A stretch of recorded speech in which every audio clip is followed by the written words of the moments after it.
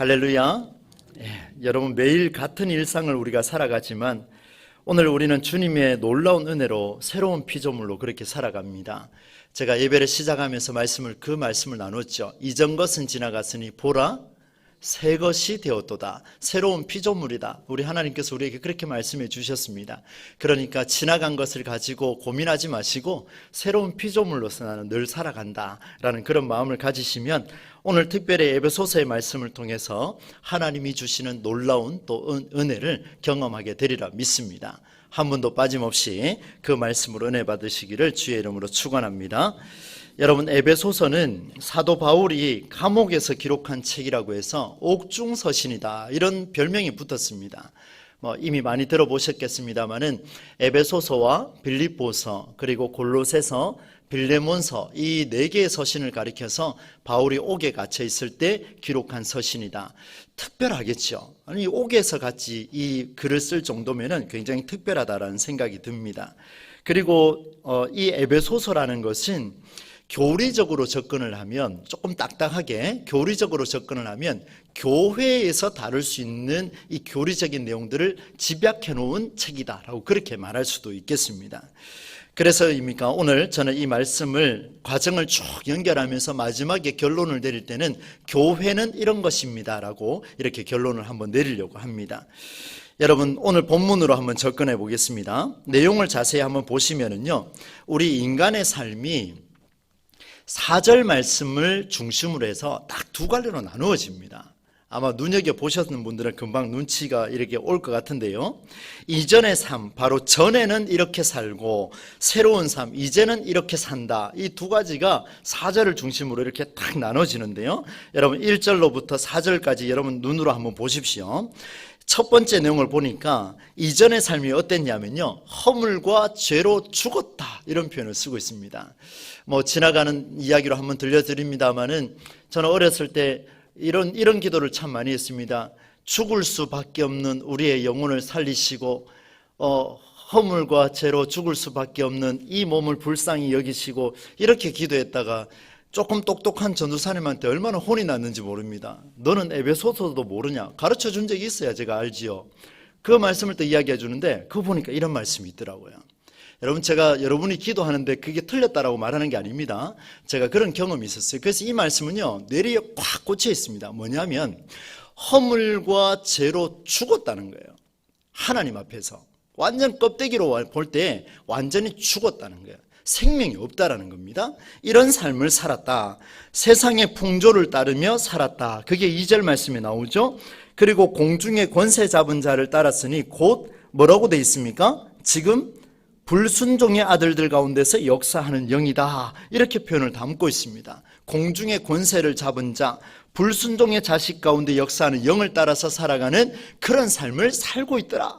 두 가지가 나왔습니다. 이제 세 번째는 뭐냐면요, 3절에 보니까 우리 육체의 욕심을 따라 지내며 육체와 마음에 원하는 것을 하여 다른 이들과 같이 어떤 자녀라고 되어 있습니까? 본질상 진노의 자녀이었더니 이렇게 기록을 하고 있어요. 그런데 이 말을 표준 세번역으로 보니까 날 때부터 진노의 자녀였다 이렇게 되어 있습니다. 그러면 태어나게 하지를 말든지, 저는 그런 생각이 조금 들었는데 날 때부터 본질상 진노의 자녀였답니다. 정리하면 이렇습니다. 허물과 죄로 죽었다. 세상의 풍조를 따르며 살았다. 공중의 권세 잡은 자들처럼 그런 역사하는 영을 따라 살았다. 육신의 정욕대로 사는데 보니까 날 때부터 본질상 진노의 자녀로 살았더라. 이런 모습을 딱 담고 있습니다. 우리가 이 모습에 속하지는 않겠지요, 그죠? 이 모습이 있는데, 그리고 4절부터 넘어가니까 뭐라고 이야기하냐면, 여러분 잘 보셔야 됩니다. 5절 말씀으로 넘어가니까 허물로 죽은 우리를 어떻게 살리셨다고 표현합니까? 그리스도와 함께 살리셨다. 그리고 6절로 넘어가니까 또 함께 일으키사 그리스도 예수 안에서 어떻게 한다고요? 함께 하늘에 앉히시니. 자, 죽은 허물과 죄로 죽은 인생을 껑충 띄어서 이제 살리셨는데 보니까 그리스도와 함께 살리셨고 은혜로 구원받았다. 너무 익숙한 용어들이 많이 나옵니다. 그죠? 그리스도 예수 안에서 그분과 함께 살고 하늘에 앉았다라고 그렇게 말씀을 주시죠. 그리고 이어서 7절에 보니까 여러분 보세요. 이는 그리스도 예수 안에서 우리에게 무엇으로써요? 자비하심으로써 어떻게 해요? 그 은혜의 지극히 풍성함을 보니까요, 자비하심으로 하나님 우리를 긍휼히 여기셔서 그 자비하심으로 은혜의 지극히 풍성하게, 이만큼 하는 게 아니고 풍성하게 우리를 살려나가시는 그 하나님의 모습이 오늘 본문에 등장하고 있습니다. 그리고 유명한 구절이죠. 8절 9절 우리 같이 한번 읽어보겠습니다. 시작. 너희는 그 은혜에 의하여 믿음으로 말미암아 구원을 받았으니 이것은 너희에게서 난 것이 아니요 하나님의 선물이라. 행위에서 난 것이 아니니 이는 누구든지 아멘. 은혜에 의하여 믿음으로 말미암아 구원을 받았는데 이것은 너희에게서 난 것도 아니고 행위에서 난 것도 아니고 하나님의 무엇이라고요? 선물, 이렇게 표현하고 있습니다. 그러니까 결론은 이렇습니다. 본질상 진노의 자녀처럼 네 가지의 속성을 가지고 살았던 인생이 껑충 뛰어서 이제 하나님의 은혜로 살아가는데 보니까 그 선물에 힘입어서 살아가는 삶을 살아가고 있더라라고 이렇게 말씀을 정리하고 있습니다. 사도 바울이요, 이 두 가지의 부류를 딱 나누고 난 뒤에 극과 극인 이 대조적인 관계 속에서 두 가지를 하나로 연결하는 시점을 찾고 있습니다. 굉장합니다. 여러분, 그 말씀이 몇 절이냐면요, 이제 4절 말씀에서 등장하게 될 텐데, 여러분 그 4절을 읽기 전에 그리스도 예수 안에서라고 하는 독특한 표현이 오늘 중심을 잡고 있습니다. 여러분 5절 말씀에 그리스도와 함께, 눈으로 빨리 한번 보세요. 6절 말씀에 그리스도 예수 안에서, 7절 말씀에 그리스도 예수 안에서, 10절 말씀에 그리스도 예수 안에서. 결론을 보니까 두 가지의 삶을 관통하는 게 있는 것 같은데 보니까 그 브릿지 역할을 하는 것이 그리스도 예수 안에서, 이렇게 표현을 하고 있습니다. 이렇게요. 그렇죠. 하나님의 은혜로, 그리스도 예수의 은혜로 우리는 이런 삶을 살아가게 되더라 라는 이것을 결론으로 내리고자 오늘 말씀을 묵상한 것이 아니라 이보다 한 차원 더 오늘 수요밤 예배로서 우리는 조금 더 깊이 한번 들어가 보려고 합니다. 여러분, 이전의 삶과 이후의 삶의 가장 중심에 그리스도 예수가 들어있습니다. 꼭 기억하십시오.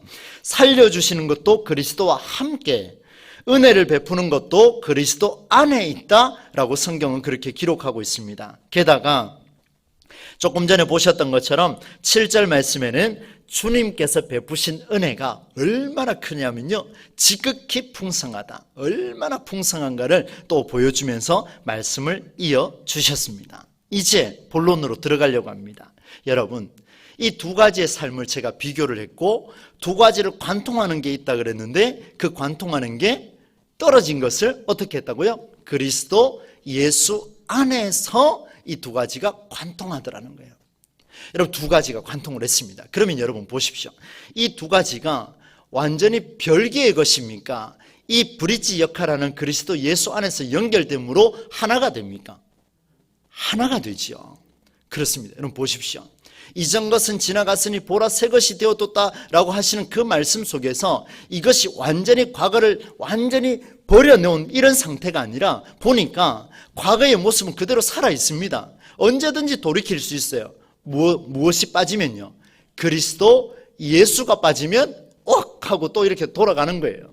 그리스도 예수가 브릿지 역할을 하면 다시 또 이쪽으로 넘어갔다가 브릿지 역할이 깨지면 전쟁 나서 다리가 파괴되면 어떻게 됩니까? 못 건너가잖아요. 그죠? 망설이고 있다가 또 힘이 들고 하면 또다시 거슬러 올라가려고 하는 마음이 뭐냐면 본질상 진노의 자녀였더라, 이렇게 말씀을 이어가고 있습니다. 그 이유를 이제 한번 찾아보려고 합니다. 오늘 여기서 우리가 생각할 중요한 부분이 있는데요, 살려주시고 은혜를 베푸시는 그 힘, 그리스도 예수께서 그 브릿지 역할을 하게 된 이유, 이것을 오늘 찾으려고 합니다. 이것을 찾으면요, 우리의 과거의 삶과 현재의 삶이 연결이 됩니다. 완전히 버려지는 것이 아니라 연결돼서 그것이 어떻게 멋지게 살아나는가를 만나게 될 거예요. 이게 우리 기독교 교육의 핵심이라고 볼 수가 있겠습니다. 저는 매주 수요일마다 여러분과 함께 할 때에 제가 계속해서 성경을 같이 읽게 하고 고민을 하게 만들고 이런 질문과 다음에 나오는 질문이 어떻게 연결되는가를 계속해서 제가 강조를 하고 있습니다. 이유가 있습니다. 왜냐하면요, 성경을 보실 때 한 구절만 가지고 와서 10절 말씀만 딱 갖고 오면 우리는 하나님이 만드신 바라, 그렇지, 지난주일 말씀처럼 나는 하나님의 형상이야, 자신감 있게 살아야지, 이 정도 차원에서 머물면 안 된다는 겁니다. 실제로 살아보면 사라지던가요? 안 된다는 거예요. 그래서 성경을 조금 더 깊이 들어가는데요, 주님이 우리에게 왜 형상이라 말하는 것인가를 찾아보려고 해요. 그래서 그 힘이 어디 있는가를 보려고 합니다. 이전의 삶과 이후의 삶을 구분하는 명확한 기준이 그리스도라고 하셨다면, 이제 그리스도를 통해서 은혜를 베푸신 이유를 찾아가는 것이 오늘 말씀의 핵심이고, 이것이 허물과 죄로 죽었던 우리를 살려내신 정말 가장 근본적인 이유라는 것을 보게 될 겁니다. 그 이유를 알고자 다시 본문을 깊이 읽었습니다.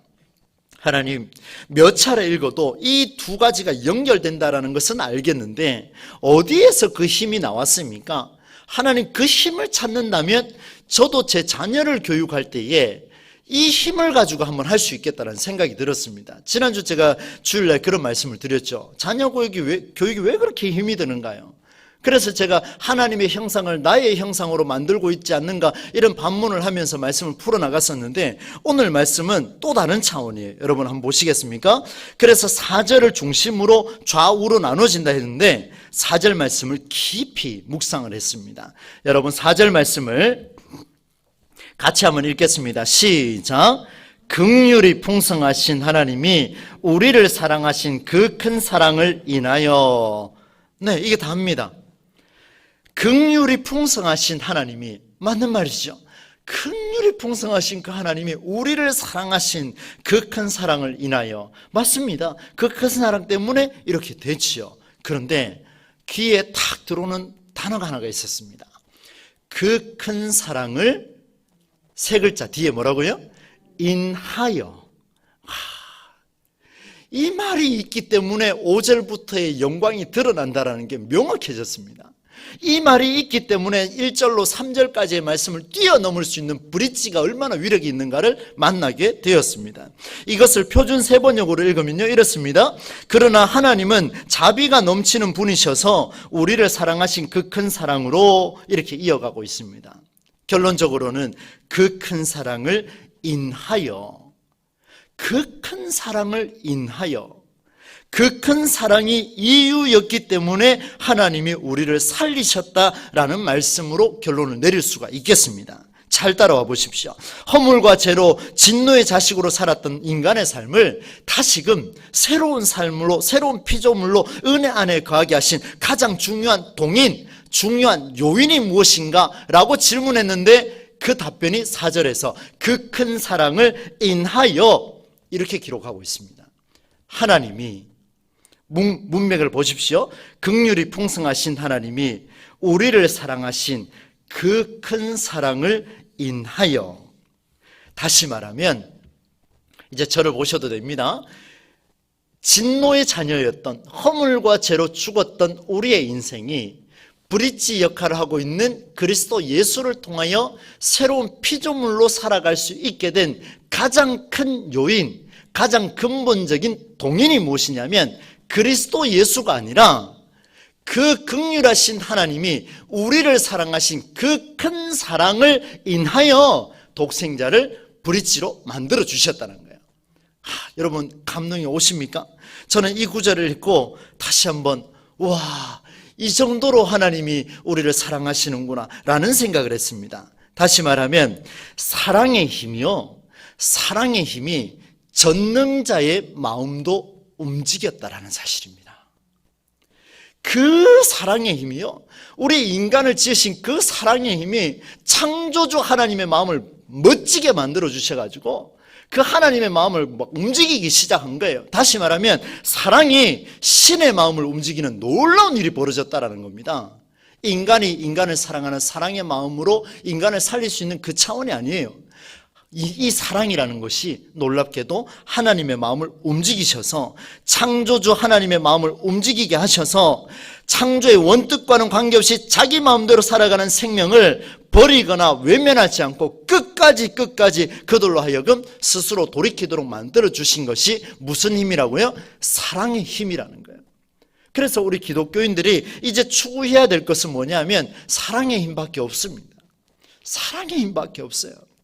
가르치고 지도하고 깨우치고 다 중요합니다. 그러나 사랑이 없으면 고린도전서 13장 말씀을 통하여서 보면은 무엇이라고요? 울리는 꽹과리에 불과하다. 매번 소리 지르고 잘 가르치고 설교 잘하고 해본들 사랑이 없으면 아무것도 소용이 없더라. 전능한 신의 마음을 움직였던 그 사랑의 그 힘이 누구를 움직여야 메시지가 살아난다고요? 이렇게 보면서 말하기가 조금 그렇습니까? 누구를 움직이셔야 된다고요? 이 강단에서 말씀을 선포하는 설교자를 움직여야 되지 않겠습니까? 그 사랑의 힘이요. 그래야 메시지가 살아나죠. 그리고 듣는 성도들도 마찬가지입니다.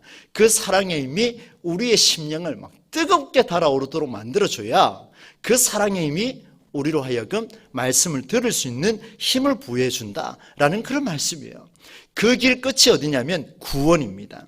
여러분, 데살로니가 전서 1장 2절 말씀에 제가 굉장히 좋아하는 말씀 구절 중에 또 한 가지가 있습니다. 거기에 보면요, 바울이 데살로니가 교회 성도들의 소식을 듣는데요, 어떤 소식을 듣냐면 믿음의 역사와 사랑의 수고와 소망의 인내라는 소식을 듣습니다. 그 두 번째에 있는 이 말씀이 중요한데요, 사랑의 수고. 사랑에는요 반드시 수고가 있어야 돼요. 수고가 없는 것을 사랑이라고 말하는 것은 그건 사랑이 아닙니다. 반드시 수고가 따른 사랑을 해야 될 텐데, 이제 이걸 한번 보시겠습니까? 수고가 없는 사랑은요 사랑이 아니라 꿀을 찍어 놓은 혀에 불과합니다. 그 사랑의 수고가 이제 5절부터 등장해요. 한번 보세요. 5절 같이 읽습니다. 시작. 허물로 죽은 우리를 그리스도와 함께 살리셨고 너희는 은혜로 구원을 받은 것이리라. 6절 말씀도 있습니다. 시작. 또 함께 일으키사 그리스도 예수 안에서 함께 하늘에 앉히시니. 아멘. 보세요. 사랑의 힘이 너무 막 크게 부릴 듯 일어나니까 누구의 마음을 움직였습니까? 전능자 창조주 하나님의 마음을 움직여버렸습니다. 그러고 나니까 이 창조주 하나님의 마음이 이대로는 못 있겠다, 이 부릴 듯 일어나는 이 사랑을 저들에게 확인시켜줘야 되겠다. 그래서 누구를 보내셨습니까? 독생자 예수 그리스도를 보내셨어요. 이 그리스도도 한번 보십시오. 이 그리스도도 이 사랑에 부릴 듯 사랑을 받아버리니까 견딜 수 없어서 뭐합니까? 그리스도와 함께 우리를 살리셨다. 이 성경 말씀 그대로입니다. 함께 앉히셨다. 말씀 그대로예요. 그리고 난 뒤에 7절로 넘어가면 더 놀라운 사실이 있습니다. 이제 7절 말씀 좀 읽었습니다만 같이 한번 또 읽어보겠습니다. 7절 시작. 이는 그리스도 예수 안에서 우리에게 그 은혜의 지극히 풍성함을 오는 여러 세대에 나타내려 하심이라. 아멘. 그리스도 예수 안에서 우리에게 자비하심으로써 주께서 우리에게 사랑의 힘을 보여주시면서 그 은혜의 지극히 풍성함을 오는 여러 세대에 나타내게 하려 함이니라. 아무리 말을 잘해도, 아무리 능력이 있어도, 아무리 본이 되어도 나가서 전도한들 되겠습니까? 안 됩니다. 성경은 반드시 기록하고 있어요. 그 은혜의 지극히 풍성함을 오는 여러 세대에 나타내려 하심이라. 이제 이 구조를 한번 보려고 합니다. 하나님은 그리스도 예수 안에서 우리에게 사랑으로서 구원을 이루셨죠. 그리고 다가올 세대에게 주께서 베푸신 그 은혜가 얼마나 풍성한지를 드러내 보이겠다 말씀하셨습니다. 인간이 드러낼 수 있는 것이 아니지요. 우리가 할 수 있는 것이 아닙니다. 우리가 꼭 드러내려고 한들 노력해봐야 소용이 없습니다. 자, 지금까지 했던 내용을 잠깐 한번 정리해 보겠습니다. 한번 저를 봐주시겠습니까? 여러분, 또 정리를 합니다. 앞부분에 있어서는 우리가 감당할 수 없었던 정말 그 진노의 자녀로 본질상 태어날 때부터 우리는 그렇게 살았습니다. 중간에 그리스도 예수의 브릿지를 통하여 우리는 새로운 삶으로 이어졌는데, 그 이어지는 중요한 통로가 예수라고 했지만 사실 예수 그리스도보다 더 큰 게 있었는데, 더 출발점이 있었는데, 그게 뭐냐면 사랑이었습니다. 그 사랑의 힘이 전능자의 마음을 움직여 주셨어요. 그리고 하나님은 그리스도 예수와 함께 우리를 살리셨습니다. 질문하겠습니다. 어떤 힘 때문에? 무슨 힘 때문에요? 사랑의 힘 때문이에요. 우리가 그 사랑이 그 눈에 보이지 않습니다. 도대체 뭔지 잘 모르겠습니다. 그런데 중요한 것은요, 그 하나님의 마음을 움직였다라는 겁니다. 그 하나님의 마음을 움직인 그 사랑이 우리에게 들어온다면 우리는 가만히 있을 수 있겠습니까? 신도 움직였는데요. 우리 인간 피조물 하나쯤이야 금방 움직여내지 않겠습니까? 그리고 우리를 살리신 그 내용을 7절에 보니까 다가올 모든 세대에 베푸신 은혜를 드러내겠다. 무슨 힘이요? 하나님 드러내시겠다는데 무슨 힘이요? 사랑의 힘이. 사랑의 힘이요. 그러니까 보세요. 사도행전 1장 8절 말씀에 오직 성령이 너희에게 임하시면 너희가 권능을 받고 예루살렘과 온 유대와 사마리아와 땅끝까지 이르러 내 증인이 되리라 하시니라. 복음을 전하는 그 역사의 현장이요, 계속 퍼져나갈 수밖에 없는 게요, 무슨 힘 때문에요? 사랑의 힘 때문에요. 이 말씀을 이제 묵상을 하면서 그런 생각이 들었습니다. 우리 동부제일교회가 다른 힘은 일단은 그냥 다 버려버리고 힘이 남아있다면 오직 남아야 할 힘은 무슨 힘이라고요? 사랑의 힘만 남게 하여 주옵소서. 여러분, 이 에베소서를 기록한 사람이 바울이거든요. 로마서를 기록한 사람도 바울입니다. 로마서 13장 8절 말씀입니다. 피차 사랑의 빛 외에는 아무에게도 아무 빛도 지지 말라. 남을 사랑하는 자는 율법을 다 이루었느니라. 이런 말씀을 기록하고 있습니다. 여러분 보세요. 인간이 인간을, 이웃을 사랑하는 것조차도요, 사랑의 빛 외에는 지지 말라. 이 사랑이 무엇입니까? 하나님을 움직인 그 사랑, 그 사랑의 빛만 지라는 거예요. 내가 조금 빌려주고 대갚아야 되는, 받아야 되는 이런 거 말고요, 주고 나면 오로지 그를 사랑하기 때문에 줄 수밖에 없었던 그 힘으로 주라는 겁니다. 여러분, 갈라디아서 5장 6절 말씀에 이런 말씀이 있습니다. 그리스도 안에서는 할례나 무할례나 효력이 없으되 사랑으로서 역사하는 무엇뿐이니라? 믿음뿐이니라. 네, 우리 성경 퀴즈 대회를 나중에 한번 해야 될 것 같네요. 사랑으로서 역사하는 믿음뿐이니라. 믿음 좋다고요? 주일 성수 잘한다고요? 아니요. 사랑으로서 역사하는 믿음뿐이니라. 한 번 결석하더라도 성도를 보며, 청년들을 바라보며, 아이들을 바라보며 견딜 수 없는 불일 듯 일어나는 그 사랑으로 그들에게 간식 한번 사주고 한번 안아줄 수 있고, 용서할 수 없는 내 아내와 내 남편을 오늘 집에 들어가서 사랑으로서 한번 안아주고. 왜요? 주님이 나한테 사랑을 불일 듯 일어주시는데 그거 실천 안 하면 어떻게 되겠습니까? 이게 우리한테 필요하다는 것을 하나님이 말씀해 주고 있습니다. 모든 일에 드러내겠다 하나님의 의지, 그 출발은요, 사랑입니다. 그래서 여러분, 이제 말씀의 결론으로 들어가는데요, 그 사랑이 세상을 창조하게 했고 그 세상에 우리가 살아갈 시간과 공간을 열어줬습니다. 그래서 10절 말씀을 읽어보는데요, 너무 중요합니다. 10절 말씀 같이 한번 읽어보겠습니다. 시작. 우리는 그가 만드신 바라 그리스도 예수 안에서 선한 일을 위하여 지으심을 받은 자니 이 일은 하나님이 전에 예비하사 우리로 그 가운데서 행하게 하려 하심이니라. 아멘. 하나님이 전에 여호와 이레로 이미 예비하셨답니다. 그 일은 무슨 일이라고요? 세 글자로 맞춰보세요. 10절에 나옵니다. 졸리십니까? 선한 일입니다. 선한 일. 여러분, 이 선한 일이요, 착한 일, 그 다음에 여러 가지 일로 해석이 될 수 있습니다. 그런데 오늘 말씀에 비춰보면요, 이 선한 일이 참 중요하다는 것을 우리가 볼 수 있습니다. 여러분, 사랑의 힘이 하나님을 움직였고 사랑의 힘이 이제 누구를 움직이냐면요, 나를 움직입니다. 보세요. 이제 그 사랑의 힘이 하나님을 움직이고 하나님을 움직여서 독생자가 움직여지고 독생자가 움직여져서 온 세상에 복음이 전해지지 않습니까? 그러면 똑같은 구조로 사랑의 힘이 나를 움직이면 어떤 일이 벌어지겠습니까?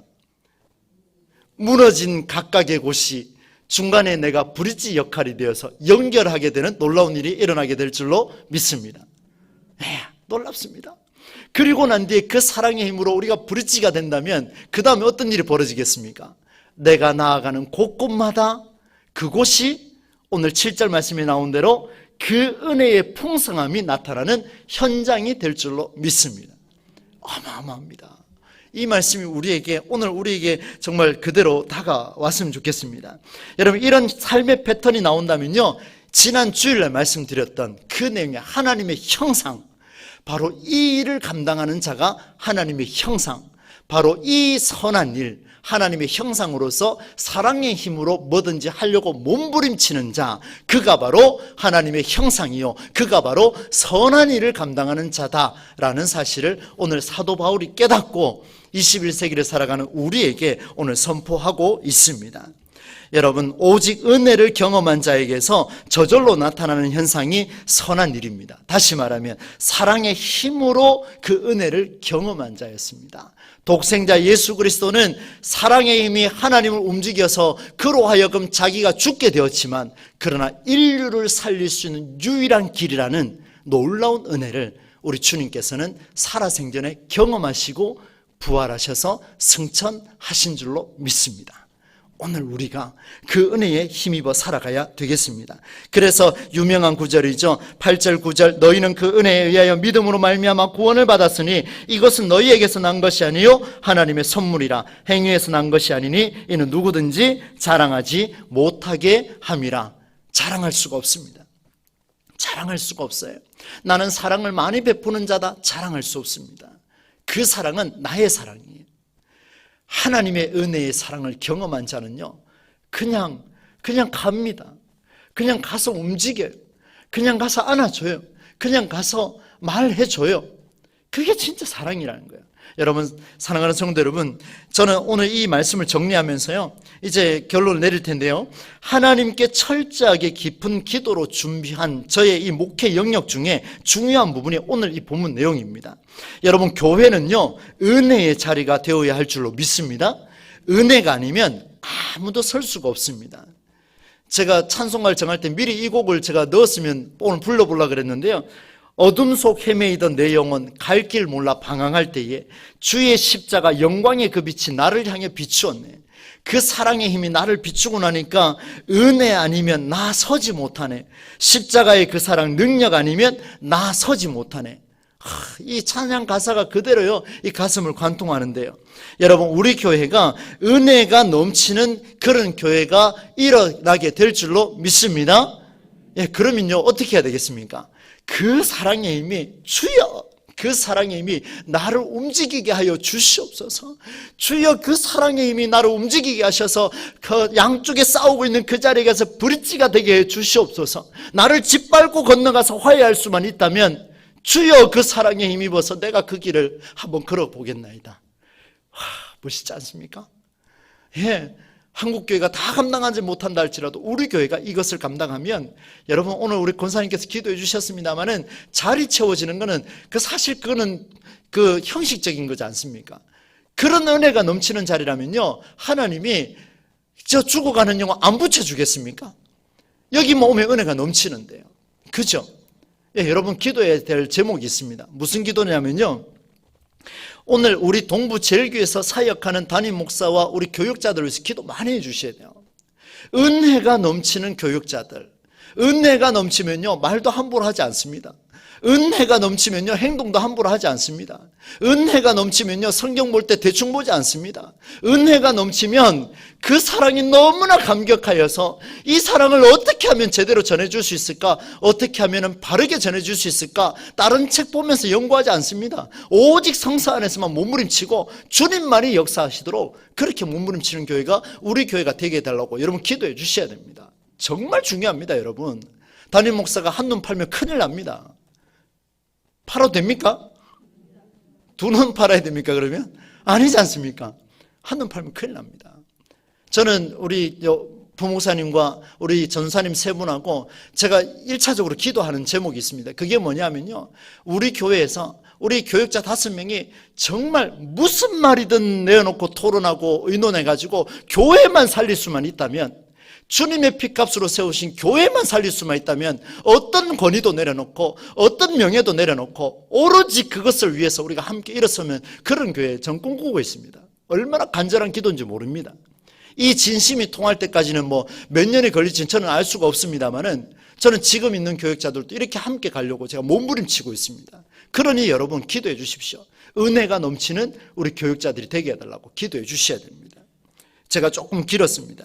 여러분, 은혜 받은 자들을 초청하려고 합니다. 누가 무엇을 하건 중요하지 않습니다. 오직 주의 은혜로 살겠다고 그렇게 헌신하고 다짐하는 자들이 있다면 저는 여러분 모두를 콜링할 생각입니다. 제가 콜링하는 게 아니기 때문이죠. 은혜 받은 자가 무엇을 하고 싶다, 괜찮아요. 초신자 괜찮아, 상관없습니다. 은혜 받은 자라면 오십시오. 제가 컨트롤 해드리겠습니다. 은혜 받지 않았는데 막 억지로 와서 막 하려고 그렇게 애쓰지 마십시오. 그거 보는 것만큼 담임 목사 힘든 거 없습니다. 차라리 그냥 일 좀 쉬고요. 천천히 갑시다. 천천히. 뭐 하려고 그렇게 애를 쓰는지 모르겠어요. 그럼에도 불구하고 우리 직분 있는 자들도 은혜가 넘친다면 오십시오. 여러분 잘 모르시면 제가 방향을 다 제시하고 방법도 만들어 드릴 겁니다. 은혜가 넘치는데 안 하면 되겠습니까? 해야죠. 그걸 지켜보고 방관하고 있으면 저 또한 직무유기 아니겠습니까? 예, 은혜가 있는 자로 여러분들이 나오기를 간절히 소망합니다. 교회의 중심에는요, 사랑의 힘으로 움직인 전능자, 창조주 하나님의 독생자 예수 그리스도가 있습니다. 그분이 계시기에, 그 사랑의 힘이 있기에 오늘 제가 있고 오늘 여러분이 있는 줄로 믿습니다. 우리 교회가 이 힘을 통하여 어른으로부터 아이에 이르기까지 모두가 합력하여 아름다운 교회를 성취해 나가는 복된 동부제일교회가 되기를 주님의 이름으로 간절히 축원합니다.